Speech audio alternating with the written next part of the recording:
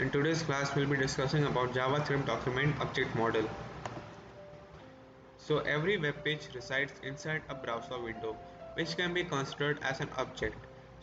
This basically means that you have seen many of the web pages.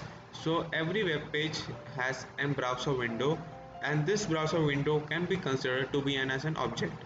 A document object represents the HTML document that is displayed in that particular window. So a document object has various properties that refers to other objects which allow access to and modification of the document content. So whereby a document content is accessed and modified can be called to be a document object model, or it can be abbreviated to DOM. So these objects are organized in an hierarchy, and this hierarchical structure applies to the organization of objects in a web document. So in this hierarchical structure, the topmost object is window object. So it is the top of the hierarchy, and it is the outmost element of the object hierarchy. The next comes the document object, whereby each HTML document that gets loaded into a window becomes a document object. The document contains the content of the page. So document object has all the information of the page. Then comes form object. Everything which is enclosed between the opening and the ending tag of form sets the form object, form control element. So the form object contains all the elements defined for that particular object, such as text field, buttons, radio buttons, and checkboxes. So here is a simple hierarchy of few of the important objects that we have read above. So window, document, form, and which contains sections of subdivided elements. So there are several DOMs in existence. So there are many models in existence, and we'll be discussing three of the models in the next slide, which are most of the important ones used. So first one being the legacy DOM. So this model is basically a very older version of the JavaScript language, and it is the well supported by all of the browsers, but allows access only to certain key of portion of documents such as form element, and images. The next comes the W3C DOM, that is, this document object model allows access and modification of all the document content which is there in the page, and is also standardized by the World Wide Web Consortium W3C. This model is supported by almost all the modern browsers. So next comes the IE4 DOM. This document object model was introduced in version 4 of Microsoft Internet Explorer browser, and IE5 and later version include support for most basic W3C DOM features. Now we look on into DOM compatibility. So if you want to write a script with the flexibility to use either W3C DOM or IE4 DOM depending on the availability, then you have to use a compatibility testing approach that first of all checks for the existence of a method or property to determine whether the browser has the capability you desire. So for example, if condition document.getElement by id. So by get element by id, if you're able to use all of the elements, all of the key portions of the document such as form elements, and images, then W3C method exists and you can use the particular kind of model. If not, then we'll use the else if condition, that is document.all. If the all array exists, then you can use that particular kind of model. Otherwise, you have to use the legacy DOM. Now we look on into the JavaScript object hierarchy. So we have seen that the window object is the central part and central object of the client side objective. So all other client side objects that radiate out from the center, as we have seen, is the JavaScript variables are nothing more than the properties of the current window object.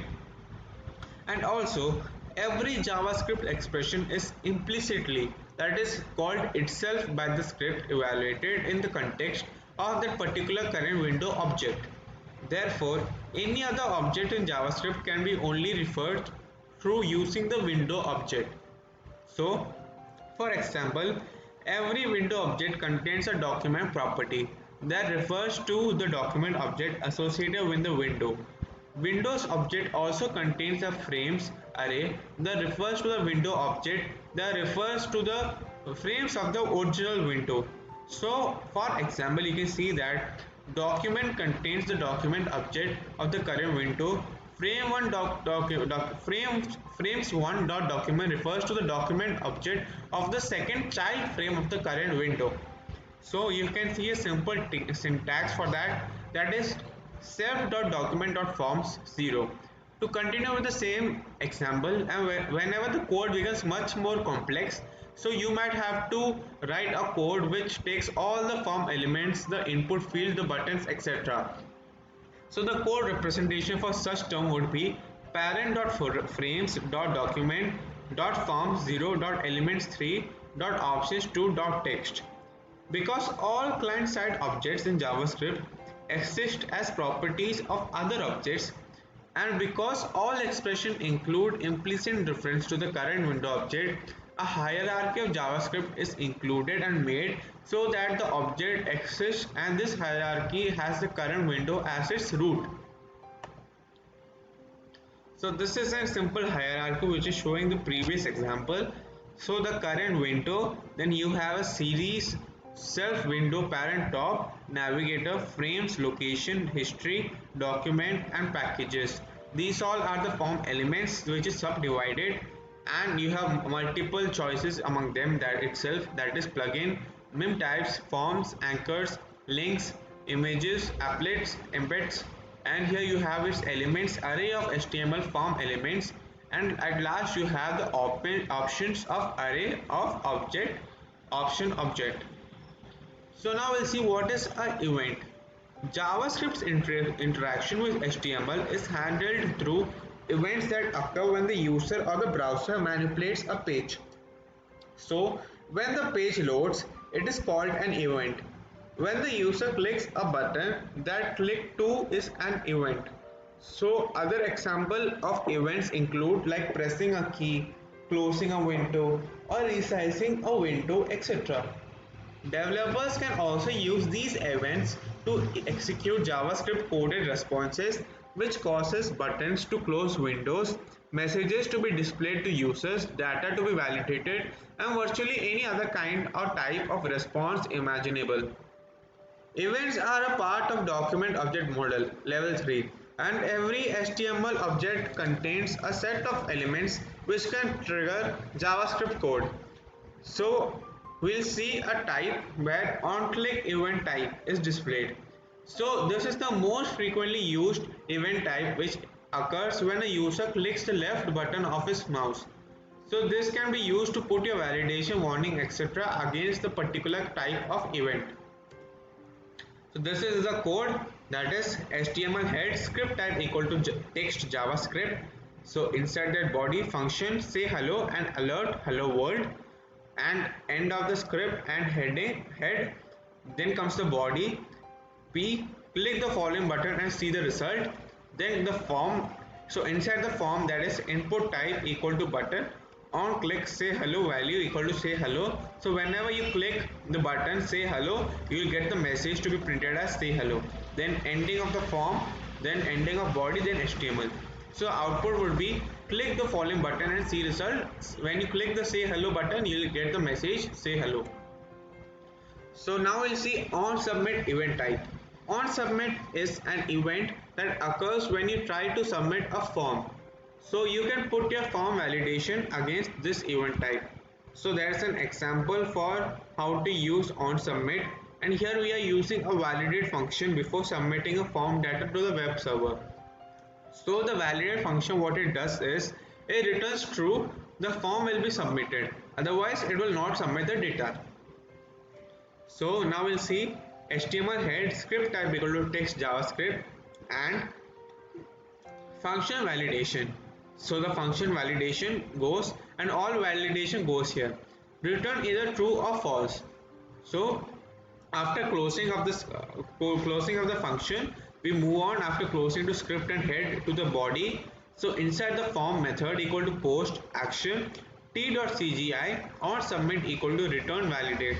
So if it's true, then it will return the data that has been obtained inside the function. All the validation goes here, the data is inputted, and input type equal to submit, value equal to submit. So here the on submit has been used. So when you click on submit, the data will be submitted if the validation is true. And then comes the ending of form, body and HTML. Now we move on further to on mouse over and on mouse out. These two event types will help you create nice effect with images or even with text as well. So how is it used? The on mouse over event triggers when you bring your mouse over any element, and the on mouse out triggers when you move your mouse out from that element. So we'll try it how it works with an example. So the same function, inside the function document.write mouse over, and in the next function, function out, document.write mouse out. Then inside the body you'll see bring your mouse inside the division to see the result. So when you go inside that image, when you point inside that image, then there will be enlargement of that image. When you move out, there will be decrease of that image size. So it helps you create nice effects with the image, and it even works with some of the text as well. Now we'll see when HTML5 standard, the HTML5 standard events work. So there are a few series of attributes, its value and the description. So offline, its value script, the triggers when the document goes offline, on abort triggers on an abort event, on after print triggers after the document is printed, on before onload triggers before the document loads. So it's there in the meaning itself, the attributes, the description of the attribute. On blur is when the window loses focus. On can play, it triggers when media can't start play but might have to stop for buffering. On can play through triggers when media can be played to the end without stopping for buffering. On change triggers when an element changes. On click triggers on a mouse click. On context menu triggers when a context menu is triggered. On DBL click triggers on double click, mouse double click. On drag triggers when an element has been dragged. So it's similar, you can see through all of this. So in this, the important words which are frequently used are on drop is used, triggers when dragged element is being dropped. Then on drag over and on drag start have been used. Then on error is used most frequently. On focus is used, and on form input and on input is used most frequently. So in this, the most frequently used are on invalid, on load stat, on mouse move, on offline and on ending, which means that triggers when the document comes online. So these are the similar type, you can see through it once. I'll send you few of the important ones also. On submit is one of the important ones. On time update triggers when media changes its playing position. On waiting triggers when media stop playing but is expected to resume. So that's it. Thank you.